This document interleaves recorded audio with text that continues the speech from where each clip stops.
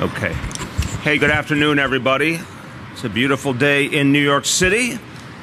And we all know we're the greatest city in the world. There's so many things to love about this place. There's so many things we celebrate.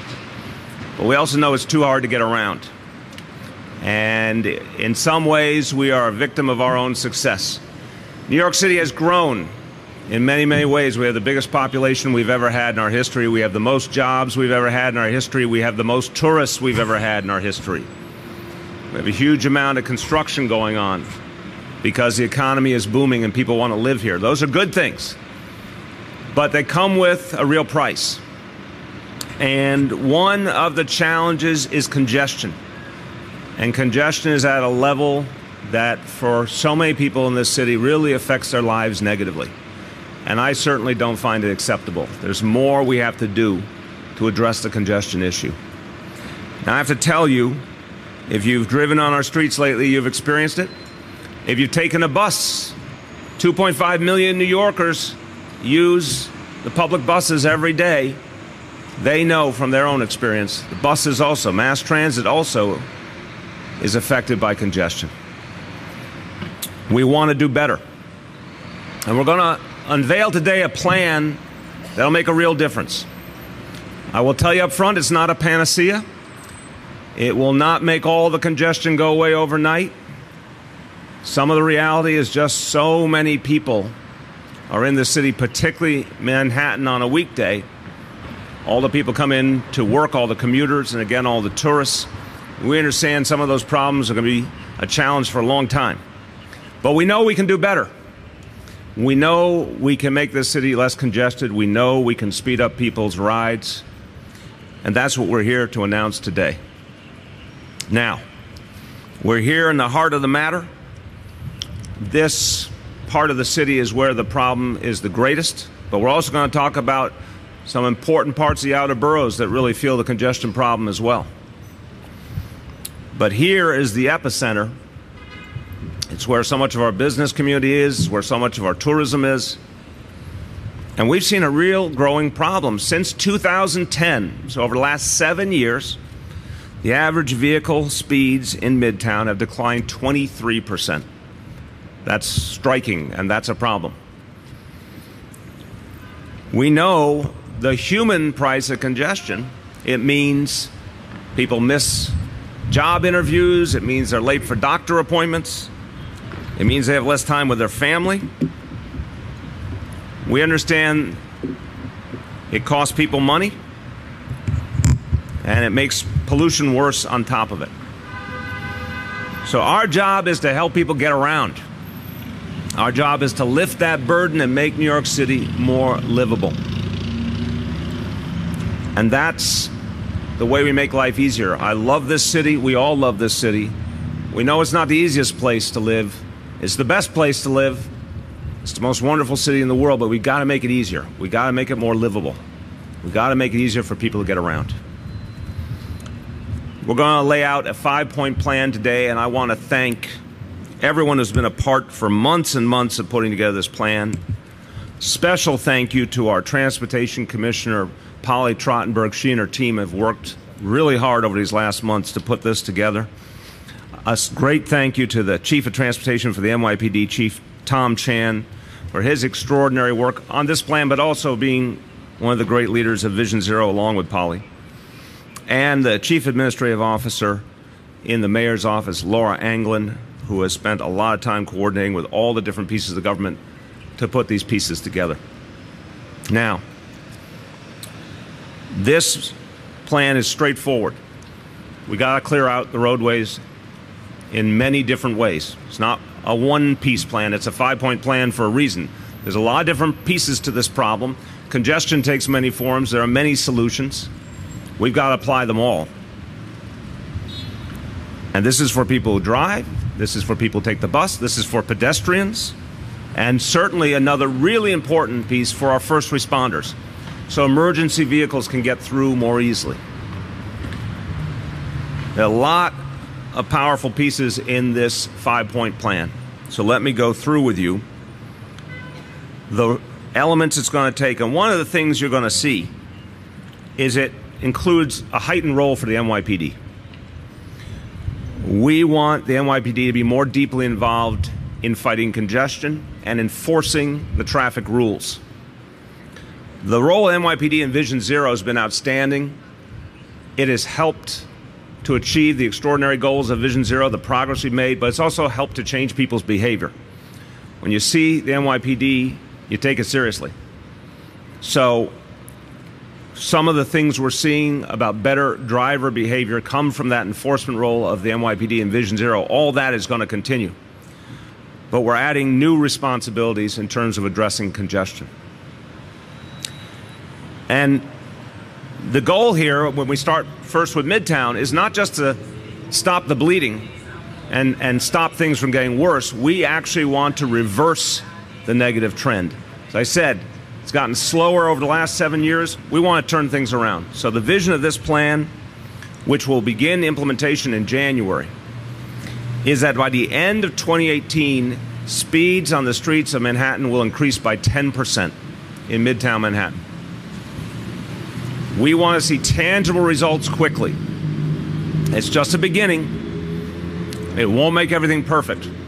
But we believe with strong enforcement with the other elements of this plan, starting here in Midtown Manhattan, that you'll see a 10% increase in speeds by the end of next year. Now, the first of the 5 points, every one of them, by the way, here's your code. Everything starts with the word clear. And we'd like to see a lot more clear streets in this city. So we'll go through all of these items. They all begin with clear. And the first one is called clear lanes. So it will be active in 11 of the busiest crosstown streets in Midtown. And right here is an example. This intersection is an example of one of the places that's going to see the benefits from the clear lane strategy. So the way it works is on weekdays between 6 a.m. and 7 p.m. there will only be one side of the street where deliveries and standing will be allowed. The other side will be kept clear. So it'll be a really straightforward rule. If you're on the side where standing's allowed, you're on the side where deliveries are allowed, great. If you're on the other side, you're in violation, period. We want to be really clear that if we want our streets to move better, we need clear rules and strong enforcement. And this is going to make a difference. To give you the analogy, this is like a doctor dealing with clogged arteries and doing a procedure to clear those arteries. That's what we're going to do with these clear lanes. The rules will be enforced by our traffic enforcement agents who do a great job. But we're adding to the enforcement NYPD officers. So we'll be adding an additional 110 officers to the force specifically to enforce these clear lanes. The second item in this 5-point plan, clear curbs. And this is a new idea. It has not been tried in the city before. It's one of those common sense ideas that people talk about all the time. When I talk to my fellow New Yorkers, this is the kind of idea that comes up all the time. They say, we're all seeing this congestion and the delivery trucks are a big part of it.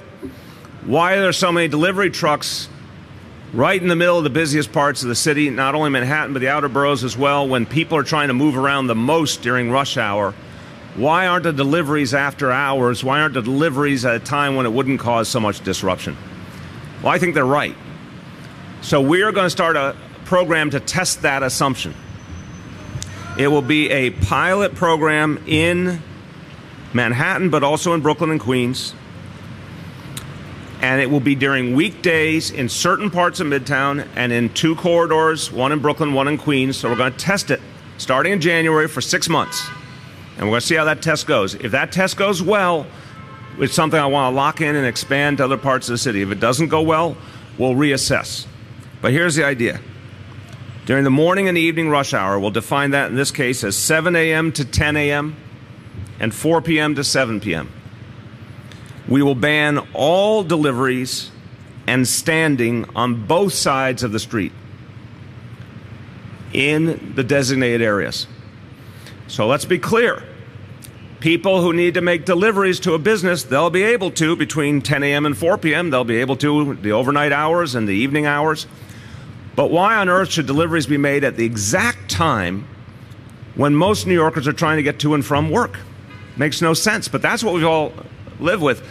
We were talking about one of the corridors we'll be trying this on, Flatbush Avenue, and Commissioner Trottenberg and I were talking, and I have many a time when I drove myself coming out of Park Slope and going into City Hall, I would go down Flatbush Avenue, and Commissioner said exactly what I experienced. He said one truck in the wrong location can jam up all of Flatbush Avenue and can substantially slow down the commute.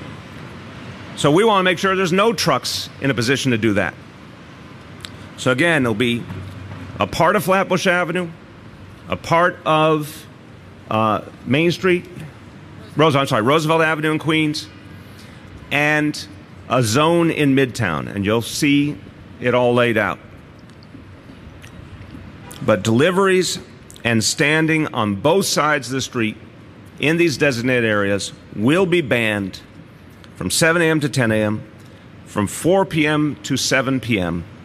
This will be a 6-month pilot program. And given that all three of these places in Brooklyn, Queens, and Manhattan have tremendous congestion problems during the rush hour, we think it'll be a good test of whether this strategy is something we can use in the future. It'll be enforced by 114 of our existing traffic enforcement agents. So we'll put real teeth into the enforcement effort on this. And let me also note, we want to help businesses to think about ways they can do more and more of their deliveries, receive their deliveries off hours. So, in these areas, but everywhere in the city, Department of Transportation has a lot of ability to help businesses figure out new ways of doing things. They have plenty of businesses that have adopted a strategy of taking overnight deliveries or off-hour deliveries who have succeeded, so we can help connect businesses that want to pursue that model to the ones that have succeeded already. Department of Transportation also has a great logistics team that can literally sit down with the planners at any business and say, here's how we can make it work. We'll help show you the roadmap. We'll work through your problems with you if you want to try and get your deliveries to be at a time that are less disruptive to the neighborhood. So that's the second point. The third point is called clear intersections. Now, in my many years as a driver, nothing bothered me more than when people block the box. When one car blocks the box, it affects everyone else's life. It slows down traffic, creates congestion, it causes more pollution. It's just extraordinarily bad. What a single car, or even more, a single truck can do to disrupt everything. New Yorkers hate it when someone blocks the box and messes up their life. It's as simple as that. But we need enforcement. It's a well-known fact that when someone blocks the box, New Yorkers attempt to enforce in their own colorful fashion, using certain obscene gestures and other comments. That's not what's going to work. What we need is aggressive enforcement. We're going to add 50 more officers to the NYPD, and they will be applied at key intersections around the city. We will be very quick if someone blocks the box, and we all know if you don't want to block the box, you don't go when you're not sure you can get across. But if you block the box, there will be consequences. You will see an NYPD officer approach you. They will give you a fine. You will have 2 points on your license. There will be real consequences, and it will send a message that this is behavior that just hurts everyone else and is not acceptable. So this is going to start in earnest in January. You're going to see it quickly. You're going to feel the impact. And I would urge all my fellow New Yorkers to live by a simple 4-word rule. Don't block the box. Be fair to everyone else. Don't block the box. The next item on this 5-point plan is called clear zones. There are places around the city, are well-known hotspots where there's been particular congestion problems for years, or where there's new concerns about congestion that has to be addressed. Hunts Point in the Bronx is a classic example. We need to put updated truck routes in Hunts Point so the traffic will move better. The North Shore of Staten Island, where the new Empire Outlets is coming, that's going to be a huge new attraction in that part of Staten Island. There's going to be a lot more traffic. We're going to be putting more enforcement agents there. We're going to be changing signal timing. We're going to take a number of steps to make sure that traffic flows. There are locations in each borough that need these specialized, individualized approaches, and the clear zone strategy will address each of them. The fifth point, and the final point, is clear highways. Now, I want to be clear. This is a big part of our problem. But this is work that can only be achieved in partnership with the state of New York. The state obviously has purview over a lot of our highways. We all understand, the state and the city both understand, everyone understands congestion on the highways is a major issue. We have a very good working relationship between city, Department of Transportation, and the state. We're going to call together a task force of our officials, state officials, elected officials, community leaders, to focus on some of the worst highway problems in the city. I will start with my personal, all-time, most hated highway, the Cross Bronx. This, to me, thank you, Marcia. There's one vote for Cross Bronx goes first on the list. There's a lot that has to be done there. It has to be done in coordination between the city and the state. But the Cross Bronx situation is unacceptable. Another obvious one, the Staten Island Expressway. And then, if you get through the Staten Island Expressway, you get to hit the Gowanus Expressway, and you have a whole another host of problems.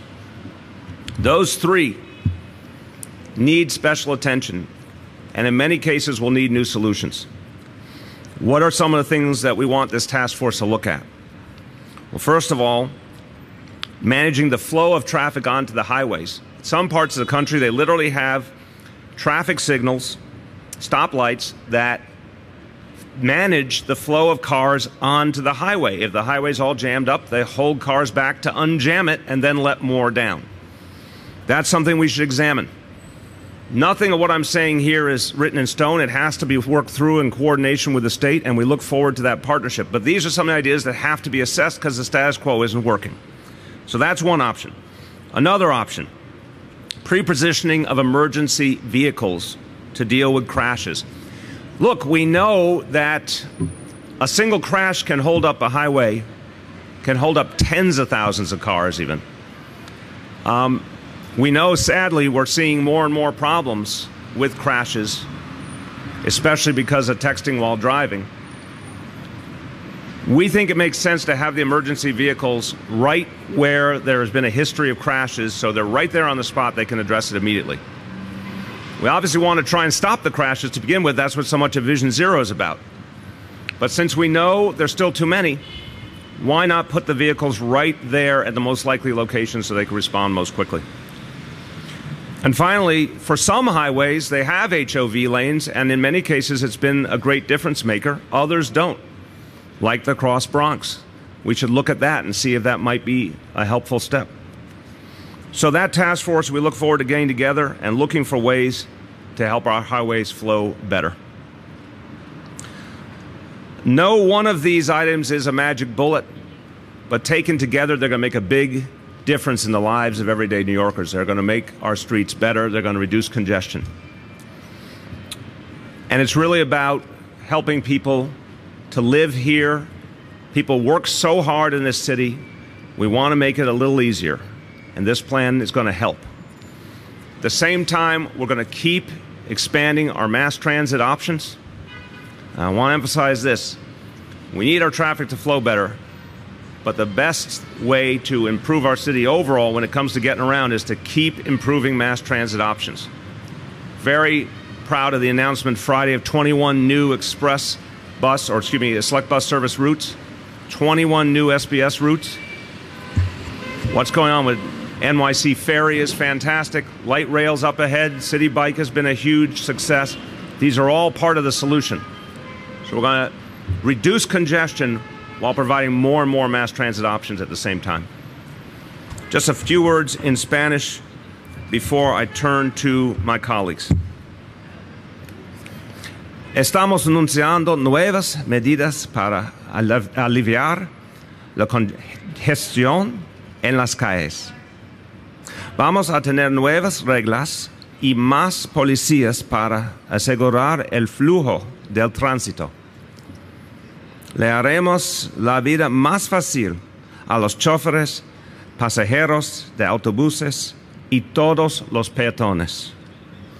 With that, I am now going to turn to Senator who speaks up for the people of her community here and knows plenty about what people feel about congestion.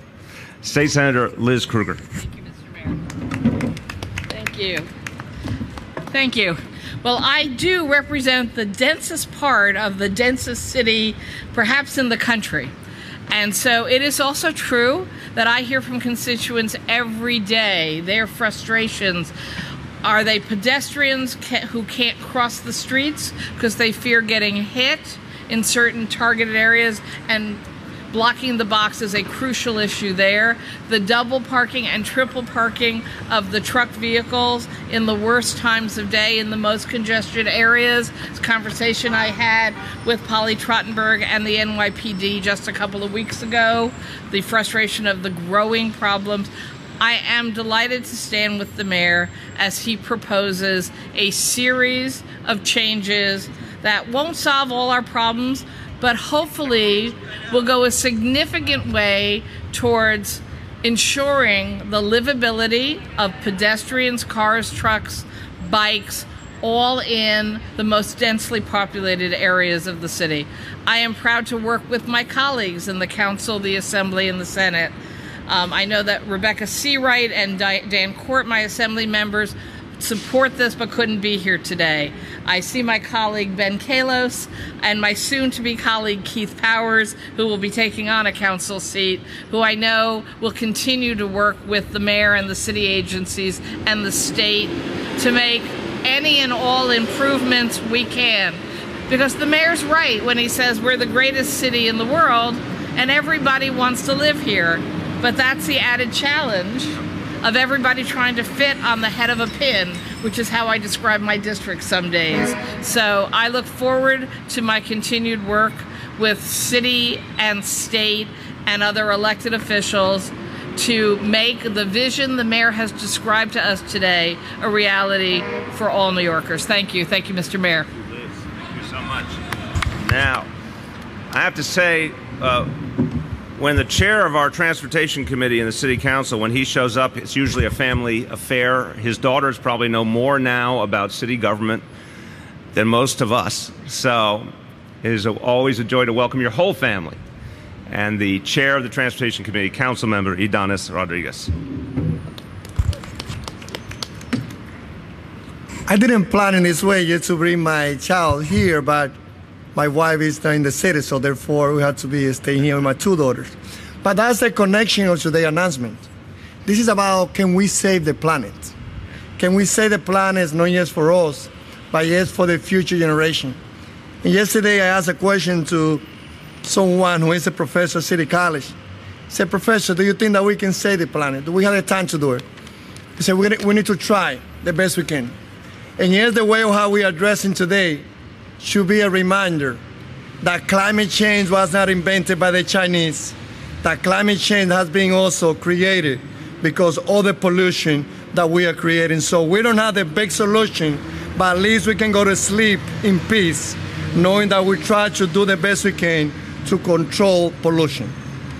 In my role as a chairman, I have to ensure we move along meaningful legislations that improve how we all in the 5 boroughs move from point A to point B, whether it's on foot, by car, bike, buses, or train. Our city belongs to all. I welcome today's announcement as it tackles the issue of traffic congestion from many angles and addresses many of the factors that create and worsen congestion through planning, analysis, and enforcement. We must continue working together on improving how we share our street, such as finding creative solutions for truck deliveries, I will continue advocating to make sure delivery trucks are not permitted during rush hours at all, as I have introduced legislation a few years ago. However, in the past, we didn't find frame at City Hall. Today, we are not waiting for that language of legislation that is calling for truck delivery not to happen during the rush hour. Today, we have a leader making that announcement.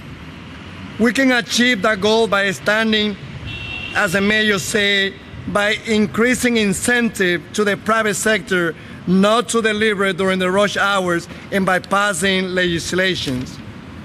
Last week, we created a task force that will study the effect of increased truck deliveries, especially in Lower Manhattan and downtown Brooklyn. Today's Clear Curbs pilot is an important first step in addressing congestions caused by truck deliveries.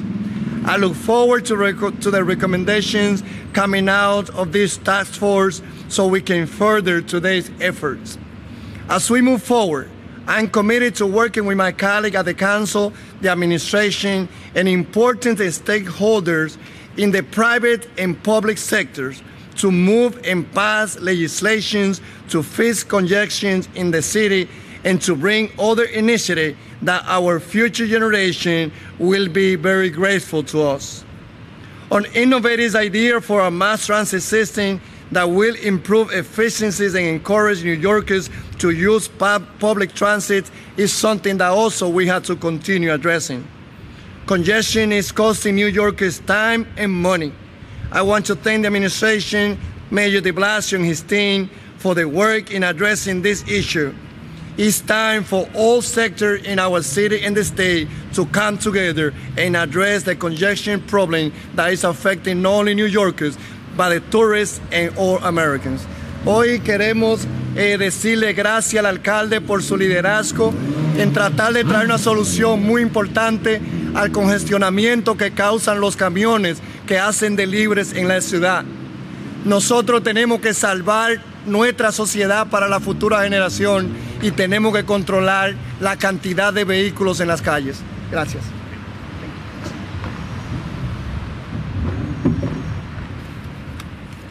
Next, I know he hears from his constituents all the time, and they share the frustration over how hard it is to get along, and I want to thank the councilman for joining with us to try and find the solutions that will really make a difference. Councilmember Ben Kalos.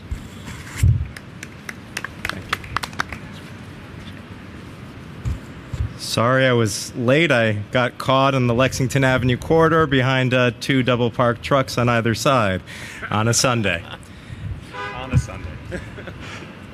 I'm here in part because my alarm doesn't work, Mayor. I want you to fix that for me. Because every morning I get woken up at 7 a.m. I live on York Avenue, and all the traffic gets backed up, and the horns start going off at 7 a.m., and that's what I wake up to every single morning as I try to live in my residential district.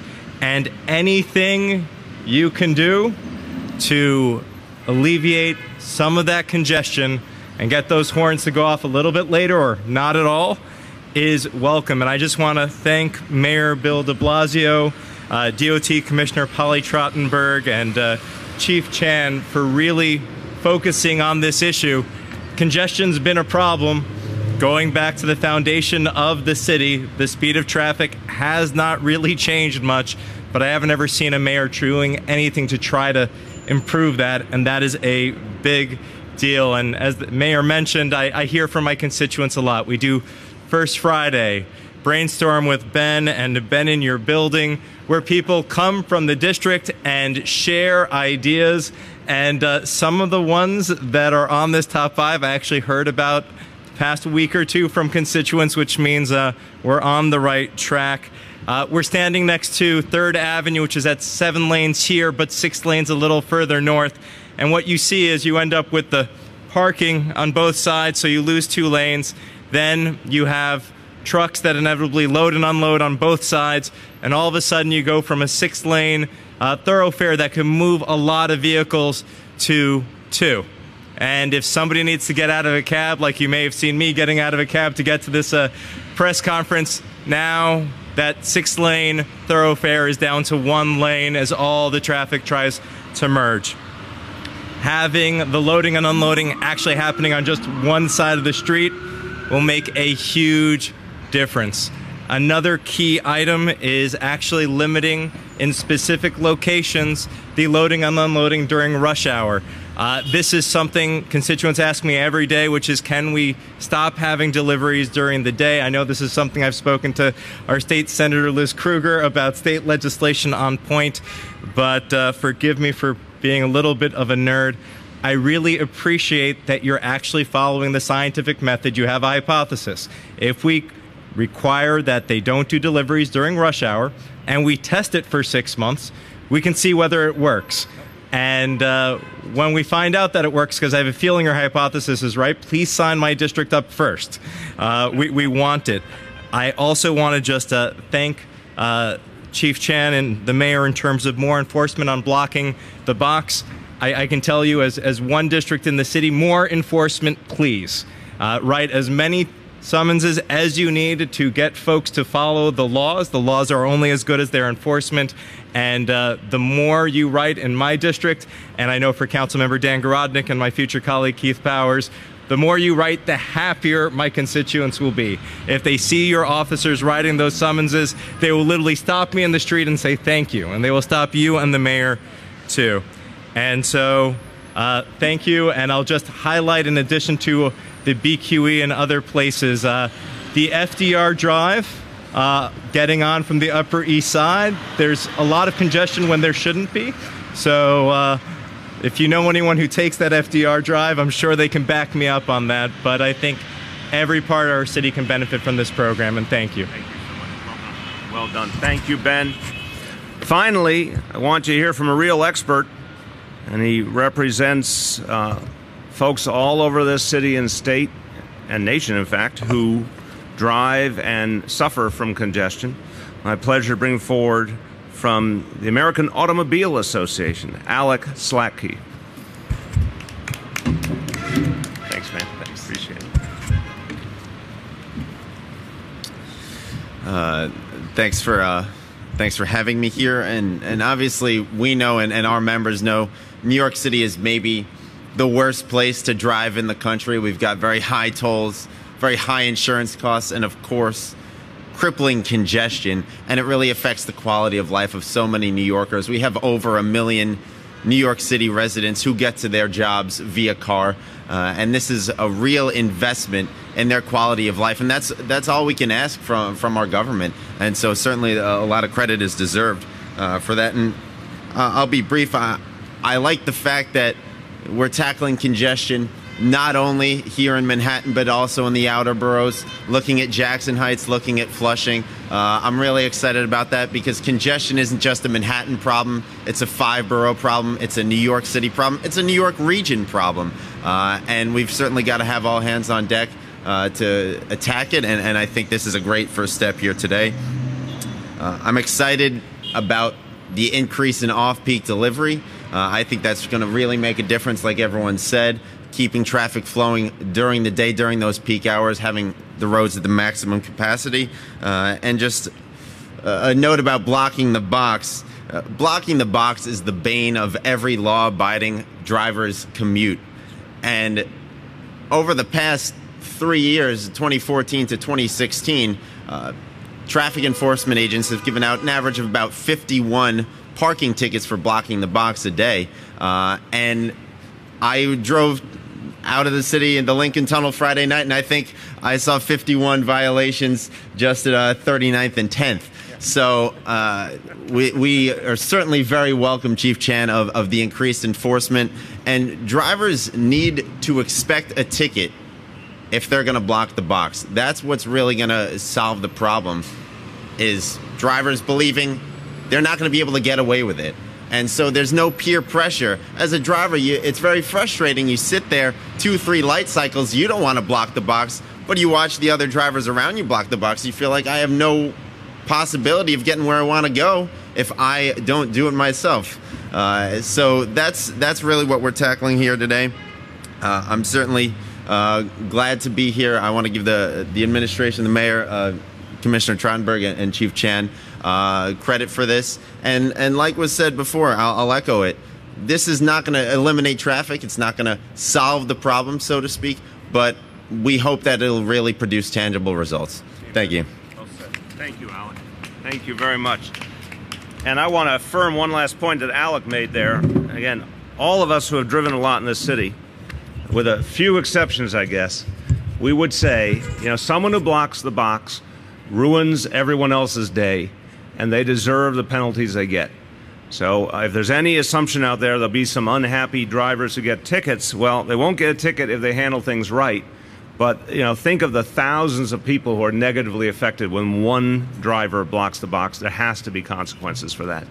Okay, so we're going to take questions on this 5-point plan, and then we will take questions on any other matters for a few minutes. Go ahead, Aaron. I have a couple questions. So for the delivery restrictions, can you just explain how that compares to what the rules are now? Are you talking about people who are parking in parking spaces, or is this double parking? And Polly or Chief Chan, who wants to come up and speak to that? I can take a quick crack, and then Chief Chan can speak about the enforcement end of it. And in a lot of the terrain we're talking about, we have different curb restrictions, but what we're going to do now is essentially replace one in some places where deliveries are allowed. For the rush hours, as the mayor said, morning and evening, no deliveries on either side of the street. And we will work with local businesses to help them figure out a good schedule for deliveries, but we are going to change what we allow in terms of deliveries in these corridors. deliveries, like if you're getting it. Correct. And can you also, if I understand correctly, these are mostly major corporations and they mostly have deals with the city where they get a discounted rate on their parking tickets. So are you doing anything to make sure that they don't just kind of write it off as a possibility? Right. We are actually working with the Department of Finance looking at the fine structure and the stipulated fares program. So yes, that will be a part of what we want to reform here. But I would add to that I think it's a real concern, Aaron, that some companies may say, oh, we'll just take a ticket. But I think that's also predicated upon imperfect enforcement. You have here a whole different dynamic. You have literally, we clear out the whole place. You show up, you're getting enforced. So I think the number of tickets, the intensity of the enforcement will change behavior. Because not like, maybe I'll get a ticket, maybe I won't, which is what I'm sure a lot of the delivery people think now. We're literally defining areas and putting enough enforcement strength on them that you're not going to get away real easily. It's going to be really easy to figure out who's violating and to give them a fine. They keep coming back every day. They're going to get tickets every day. That adds up a lot. So I think it's a different dynamic. Aaron, go ahead. You have a follow-up. So these are mostly then areas where regular parking would not currently be allowed, but deliveries are allowed. So by getting rid of the deliveries, you actually open up more space for the traffic? Yeah, clearly these are areas where there's deliveries now, but you can speak to them. Right. It's mostly areas where it's deliveries or no standing zones.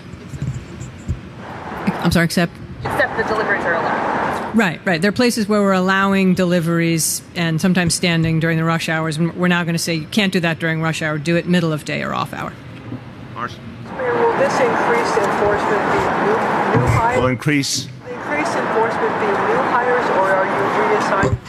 For NYPD, it will be 160 new hires, 160 new police officers devoted to these anti-congestion efforts. And then with the traffic agents, we will be using existing. Now, remember, we've added a large number of traffic agents. In fact, I have a handy summary. Since the beginning of administration, we've added 526 traffic enforcement agents. Some of that was about Vision Zero. Some of that was about specifically addressing congestion and for blocking the box. So this is something we can use existing personnel when it comes to enforcement agents, but with police, it will be new personnel. Hold on a sec. Wait, I couldn't get any of that. Patience? Okay, go ahead. We have a class that comes out of the academy. Louder. Generally have the new class of police officers at the academy sometime in December and Right. New Year's Eve. Will you be taking 160 of them? Well, I'll let Yeah, look, first of all, within PD, because it's such a large organization, and we obviously have added 2,000 more officers on patrol, immediate actions can be taken, immediate adjustments are always possible. But we'll be adding permanently 160 new members. In terms of whether that will be reflected in the next class or how it's going to work, Chief, I don't know if you know that, or that's something we'll have to get back on. The dollar figure, so we are confident that the vast majority of the costs on the expense side will be paid for with additional revenue that comes from enforcement. Now, again, we're enforcing to achieve a goal. We'd love to not have anything to enforce, but we know with more aggressive enforcement will come revenue from it. That will offset largely the cost. In the budget process, which will culminate at the end of the year going into next year, we'll hone exactly how much is going to be needed beyond that revenue piece to pay for it. That's a speed question. You expect that Midtown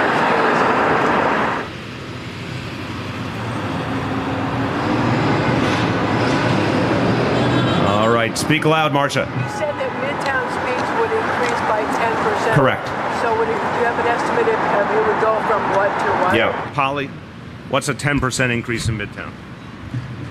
So right now what we've seen the past 5 years is average Midtown speeds have been dropping about 0.3 miles per hour per year. So 5 years ago, speeds in Midtown were around 6.5. Now we're down to about 6.5 miles per hour. Midtown average speeds, obviously that's factoring when things are very slow and things are a little faster. This year in 2016, it was 5 miles an hour. We figure by the end of this year, if the trend continues, it will be around 4.7 miles an hour. So we're going to shoot for first of all, stop it from getting worse, and then hopefully get us to a 10% increase by the end of next year, which would get us to around 5.2 miles per hour. That will make a difference to people dramatically. I mean, I think it will make a difference. Look, I'll be happy if we can start to turn the trend around. I'm not going to promise it'll be super dramatic in 1 year, but we'll think it'll make a difference. I think, Marcia, the key point here is all of these pieces are going to show us the way forward. And you've heard the feeling that my colleagues have on things like fighting Block the Box and fighting the deliveries being made right in the middle of rush hour, right? If we get those two pieces right, I think it offers tremendous possibility going forward, because to Ben's point, we can keep expanding this approach. If it's working, we're going to invest in it. So I think the point is, if we see a 10% increase in a year, that says double down and keep going, because this is only a small part of Manhattan we'll be doing the full treatment for. If it's working, we're going to look to expand that. Yes? Five-point plan a way to jam up Governor Cuomo's task force looking into congestion? No, we've been talking about this for months and months. He has every right to put together a task force, but that was announced a couple of weeks ago. Everyone here who has been reporting every day knows I've been talking about a congestion plan for months. It's taken quite a while to get all the pieces right, but it is long since in the plans.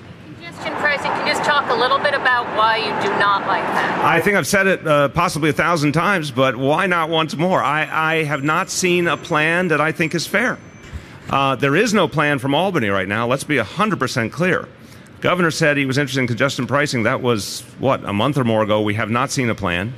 So the only thing we have to go by is the two previous plans, the Bloomberg plan from most of a decade ago and the plan from Move New York. The Bloomberg plan I opposed. I thought it was very unfair to Brooklyn and Queens. The Move New York plan I thought was better, but did not account for the inequities. It didn't account for the fact that this is in many ways a regressive tax. Rich people will pay it without even knowing, and poorer people and working class people will really take a hit. And it doesn't make any accommodation for people who need to go to the hospital, including folks who have limited means. There's a lot of reasons that I don't see something I think would work, but if there's another plan, I'll look at it. I have not seen anything new. Be a way to fund for improvements in the zone. Well, the millionaire's tax is the better way, in my view. The millionaire's tax, taxing New York City residents only, millionaires and billionaires, to fund the MTA, is a much clearer, cleaner solution. And I believe, I've said it, that suburban legislators can vote for it because it does not affect their constituents. Yeah, in the back. Can you just confirm that in January is when your plan will go into effect? Yes, January. For 6 months to start? No, wait, there's different pieces here. The 6 months, and Polly can jump in, or Laura Anglin can jump in on any further definition. The 6 months is particularly about the notion of banning the rush hour deliveries. That's a 6-month pilot. You can see the Queens location, the Brooklyn location, and the Midtown locations for that. That piece would be a real change of approach. If it works, we're going to go farther. If it doesn't work, we're going to, try and adjust it. But the other pieces we're talking about will be ongoing. Want to speak to any? Good? I got it. All right. Yes, Bridget. Mr. Mayor, just to go back to Marshall's question for a second. In terms of the cost of the program, do you have an estimate for how much revenue you need to bring in to sort of even it out? Then I have a follow-up. If we don't have it handy, Laura can get it to you. Again, the working assumption is the revenue generated will basically cover the personnel costs. There are some separate capital costs that are not that extensive, but will be accommodated in the budget in January. So do we have any working model on that, or do you want to come back? We'll come back to you on that later today. Can you talk about the process that was involved in putting these points together and the role of the business community in giving their input about how this will impact them? This discussion internally has been going on now for, by my estimation, 4 or 5 months. Very extensive, but we've really focused on everyone in our team bringing input from talking to the business community and others for a long time on these issues. So we didn't go and bring in a specific group of business leaders to discuss it. We know already there's tremendous frustration about congestion. Midtown is the epicenter, but these other examples, there's plenty of frustration too amongst residents and drivers and the business community alike. We know their sensitivity on the delivery hours, but we also know the status quo isn't working. That's why we wanted to try something that was a change that left some flexibility, but would make a defined change. And we wanted to do it on a pilot basis. There was discussion of trying to do something permanent. We came to the conclusion that it was too big a jump, that we had to test it, but that not testing it made no sense. And I know there'll be some criticism, I have no doubt. But if the status quo is this broken, we have to do something different. This is one of the biggest changes we can make. And then, we looked at, with the clear lanes and with the clear intersections, we looked at previous efforts by the city, and we saw some things that actually were productive. Previous efforts on block-to-box often were good, but they weren't sustained, and there wasn't as much enforcement as they needed. The through streets that Bloomberg did in many ways worked, but again, needed more enforcement apparatus attached. So we updated some ideas from the past based on what we saw. But this was a process, a lot of agencies putting together basically years and years of experience to make a decision. I know that there are parts of Queens where you often hear residents talking about trucks that idle on their streets and asking for more enforcement there. This doesn't seem to be something that's specifically part of this plan. Is that something you're looking to do? Oh, yes. Or how does that work? We thought about adding anti-idling efforts into this. There's a lot in here. That will be a future vision that we'll come out with. But I really want to reduce idling in this city on many levels, starting with what it does to our health and what it does to, in terms of worse pollution, worse emissions, exacerbating climate change. It's just something we got to change. But that's going to be its own initiative. Back there. You have one? No? Yes? Sorry, I don't... Okay, sorry. Go ahead. Yes, you mentioned at the top, Mr. Mayor, you mentioned at the top that you were hoping to improve emergency response time for this effort. Have you done any studies as to how much that will increase? I'll see if my colleagues have an immediate answer. I think what I was saying was more of a sort of a common sense point. We know that the overall congestion level is affecting mass transit and it's affecting emergency vehicles, not just private vehicles. That was the broader point. So anything that starts to create more rationality, by definition, helps our emergency vehicles as well. But I don't know if there was a specific projection. No. Back. Yes. Yes, I have two concerns, and one is about the block-the-box, which I'm glad you were addressing. Is everyone well aware that the pedestrian crossing is part of the box? I couldn't hear that last part. Media questions. I'm sorry, I didn't know if you were media or not. This is only media questions right now? Thank you. Any other media with a question? Wait, let's get to folks who haven't gone yet. One part of this plan depends on cooperation with the state government. That last piece, the highway piece, does. By and large, the other pieces are within our purview. right? I mean, the only one that really will need a coordinated effort is the highway piece. Given the episode with the self-driving cars you had recently with the state government, what kind of gives you the expectation that you'll get cooperation from them on anything having to do with it? Because I think a couple of reasons. Let me let the ambulance go through. Just another quiet Sunday in New York. First of all, because there's a groundswell of concern that state leaders feel just as much as city leaders. People are really sick of the congestion, are looking for solutions. We're coming forward in a very cooperative vein to say, here's some ideas that might help. Let's see if we can work on these together. I don't think anyone, the state, the legislature, the governor's office, Department of Transportation, I don't think anyone would want to not embrace that notion of trying to do something because there's such a demand. I think the other fact is there's really good cooperation right now between the two agencies, the state and the city level. They work together all the time. They get a lot done.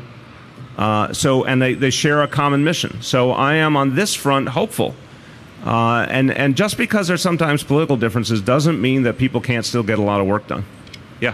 Mr. Mayor, do these curbside restrictions, how do they relate to taxi and ride hail pickup and drop-offs? And are you worried at all that those are going to kind of block the streamlined lanes? I think I'll start and then Polly jump in. Well, you jump in. You'll jump in. Let me just start with my layman's. Hold on a second. With my layman's answer, and then Polly can give a more expert answer. The focus on delivery vehicles actually unloading, which is a world apart from someone getting in and out of a cab. I mean, a much more involved enterprise and takes a lot more time. And people standing, which is not the same as a drop-off. I mean, these are qualitatively different things. So I think by definition, it's a big advantage if you take the deliveries out of the equation and the standing out of the equation. Do I think it would lead to more activity? I find that hard to believe because all those vehicles are out there already moving around and dropping off and picking up. And that's, I think, a bit of a fixed asset. But, oops, hold on. I'm the Jose Altuve to your Aaron Judge. You will still be allowed to do quick pickups and drop-offs. And I would just say, particularly when you look at the map of Midtown and the idea of clearing some cross streets and reinstating some of those left turns, those are, speaking of industries that we've talked to, that's particularly something I've heard very loud and clear from the taxi and the FHV industry. So I think they will be enthusiastic about that. Okay, yeah. There are some areas of the city where you actually can't make a turn as a vehicle in certain parts of Midtown. Are some of those going to be rolled back? I couldn't. You're so far back. I couldn't get that last point. There's some areas of the city where you can't make a turn. You can't make a turn in Midtown. Right. I'm wondering, are you rethinking some of those intersections? Are they going to be rolled back? Okay, I'll start and again turn to Polly. Again, this is additive. It's not to take away things that we think are helping the flow of traffic now. It's to add new tools that we think will speed things up and see how it goes. Obviously, in one case, a formal pilot. But with everything we do, if things are working, we're going to do a lot more of it. If things aren't working, we're going to change approach. But I don't think it has any impact on those no left turns and all. Well, no, we are actually going, as you can see where their circles are, we are reinstating some turns. And as you know, Zach, over the years, you're right, we've actually banned turns in certain places to help with traffic flow. But as traffic has continued to grow and we've seen changes in traffic patterns, we've now seen some spots in Midtown where we actually want to reinstate them and see if that helps improve the circulation. Again, we'll see how it works and we'll adjust as needed. Yes. Mayor, when it comes to blocking the box, there are times, particularly on gridlock days, where you cannot physically get through an intersection in one traffic light cycle. It's impossible. Should those people be ticketed? I think the fact is, and I have been involved in this very reality where you're trying to make that decision of whether to go, and I learned the hard way. You're supposed to be cautious. You're not supposed to go out there unless you're 100% sure you can get across. And this is about changing approach and changing culture, as with so many other things. You got to be very cautious. So I think a lot of people block the box are reckless, and it affects everyone else. So I think the bottom line is we got to make clear there are consequences. It's necessary to clear out things, because right now it's not working. It's not an acceptable status quo. So we can't let it keep going on. Who else has a question? Yes. What are the fines for both of these things, blocking the box? Say it louder. What are the fines for each of these things, blocking the box and the illegal deliveries? And also, will the... Couldn't hear you, Aaron. You're going to have to compete. Go ahead, Aaron. How much are the fines for illegal deliveries and box blocking? And will the... How much are the fines on Block the Box? Yeah. $88 if it's a moving violation, $88, and again, it can be 2 points on the license. Making illegal deliveries. The second part? Making deliveries where you're not supposed to. Making deliveries where you're not supposed to. Do we have the fine on that? Chief, do you know that? Top of my head, I believe the no standing, that would be $115. Block the box enforcement apply. I believe that in the law it says, but if you're blocking the crosswalk, will you also get this ticket? Say that again. For blocking the crosswalk, does that count as blocking the box under what you're doing here? That's within the intersection. Again, you are required to take a look at the intersection. You have to be able to proceed through the intersection. So if you're blocking the crosswalk, you're still in the area that's designated in the box, and I believe that we'll be looking at that. And stay here, Chief. Aaron, I think, look, we believe in officer discretion. That's what's being taught now at the academy and in all the training. If someone's, the nose of their car is just over the line, that's one thing. But literally, if you block the entire crosswalk and pedestrians are forced out into the lane of traffic, that's not safe. That would absolutely qualify, correct, Chief? Yes. Yeah. Go ahead. Considered Ubers and other ride-sharing apps and the popularity of that in this plan? Well, I think we recognize that's a big piece of the puzzle now, but the issue here is really to try and deal with the physical reality.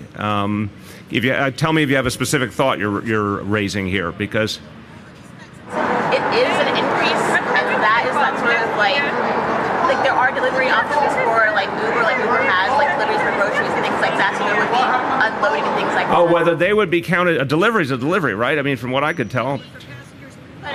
No, a delivery by an Uber versus a passenger ride. Right. I mean, we allow expeditious pickup and drop off at the curb. So, right. I suppose if someone came to the curb and grabbed their delivery, that would be fine too. They can't sit there and park during those rush hour periods, though. So, some of this we'll sort out by doing it, but there is a qualitative point. Delivery, just like standing, I think they follow a logic, and correct me if you disagree. You stop, you dead stop, you get out, or in the case of delivery, you're getting stuff out of your vehicle to bring in somewhere, or people coming out to receive it. So it's a pretty involved thing, and standing means you're dead stop for a period of time. I guess Polly's right. If there might be an exceptional situation with a really quick, mini delivery. But basically, if we see anything like delivery activity that is causing the lane to be stopped, we have to treat it the same way, whether it's a car or a truck or anything. Okay, last call on this announcement. Then see if there's any couple of quick questions on other things. Anything on this announcement? Anything on anything else? Yes. Earlier today, about 3 hours ago, I saw a tweet from your account that was very laudatory of the Yankees. I was wondering, have you been hacked? No, that is authentic. How do you feel about the Yankees losing last night, and what did you personally do to orchestrate their loss? I had nothing to do with their loss. Look, it was a great team. If you're a real baseball fan like I am, you respect a team that came together and really played exceptionally. Everyone knows they were not supposed to be in the ALCS this year. It was projected to be at least another year away before they could play at that level. I give Brian Cashman a lot of credit. The trades were outstanding. Robertson and Conley and Todd Frazier. I mean, these were really good moves. And the team, look at Aaron Judge's quick development, Gary Sanchez's quick development. I mean, it's really, really impressive. So I tweeted personally to say I really do admire what they did. They will be a force to be reckoned with for years to come. And people should be proud of, the Yankee fans should be proud, and the Yankees themselves should be proud. I still know what my affiliations are, but you can honor a team when you respect it. Follow-up question is, are you feeling quite well right now? Yeah, do you want to check my pulse? Yeah, quick, get medical help immediately. We had a photo run in the paper today of this man sleeping under a seat on a subway train. I have not seen that, but go ahead.